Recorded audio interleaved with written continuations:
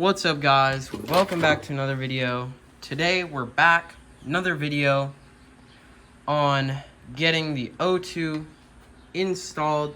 So you got mounted there, getting the wiring started. Let's get into it. Alright guys, getting the wiring done here. See on the back of here, got all the wires coming out. As you can see, got the CAN bus here, plugged that in. We've got this pack of wires here, all of these, got all of those hooked up, except for the analog sensor, which we will not be using because we are using the CAN bus. And we created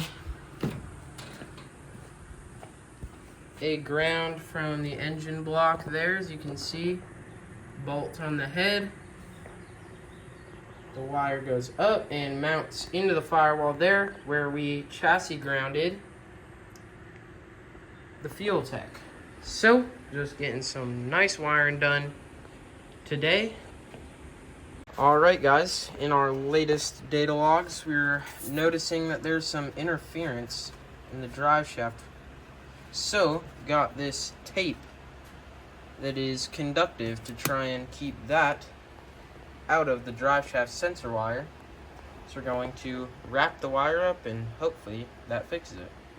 Alright guys, as you can see here, got our wire wrapped up all the way to the back of the FuelTech there. Got it buttoned up here for testing purposes and all kind of bundled where it will go.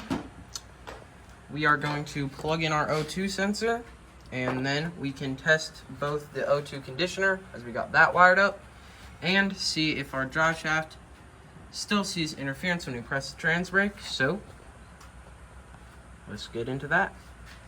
Alright guys, turning it on. 3, 2, 1. Alright, that's good. That is good there. Alright, Turn on the ignition. We hooked the O2 conditioner to the ignition relay. I'll turn that on. Oh.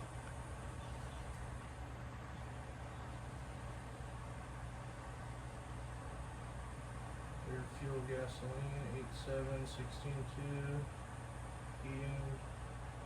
Heating.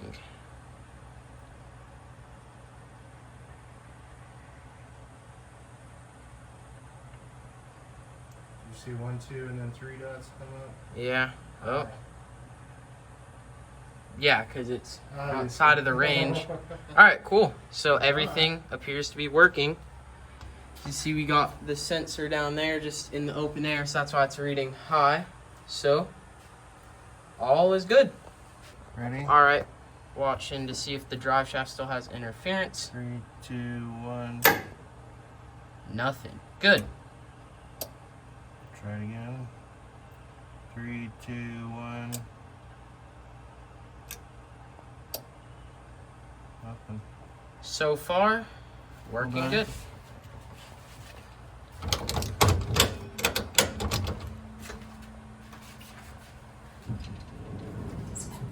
Seeing signal? Yep. Okay. Alright, drive shaft sensor is good.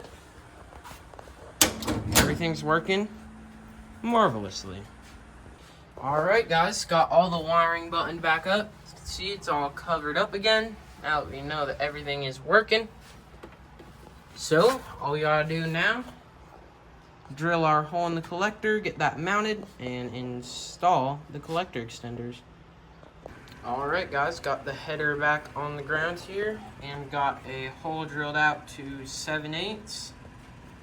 Ground the coating off the header tube right here, so we are ready to weld in our bone.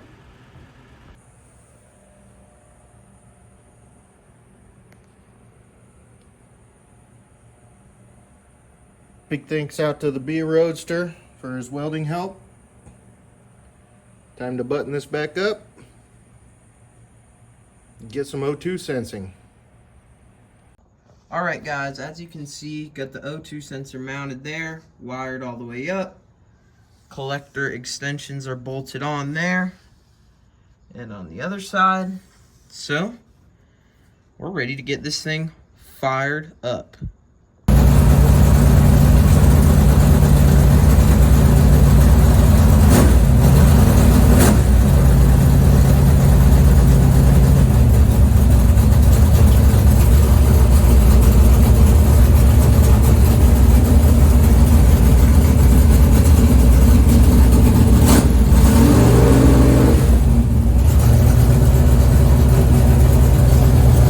Alright guys, out here working on the car, and we got a package from Kestrel Racing Weather.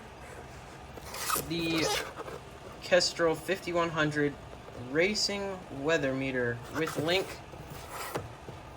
which is the Bluetooth connectivity to your phone. So, fresh weather station right here from Kestrel. Pop it open. Right there, there it is. Hopefully can have accurate weather for most consistency. Alright guys, as you saw there, got it running. The thing does work. It's reading a little weird, and we think that where the header tubes slide in, because as you saw earlier in probably the last video, that there is slip tubes in the collector, so you can get them off around the frame rails and around the stuff that they're wrapped around. We think those might be leaking a little bit, which might cause a little bit of our issue of it reading a little weird. So we're going to try to fix that with some RTV, but no matter what, the car is ready to race, ready to run Hot August nights too. So thank you guys for watching. Like and subscribe, and I'll see ya in the next one. Bye for now.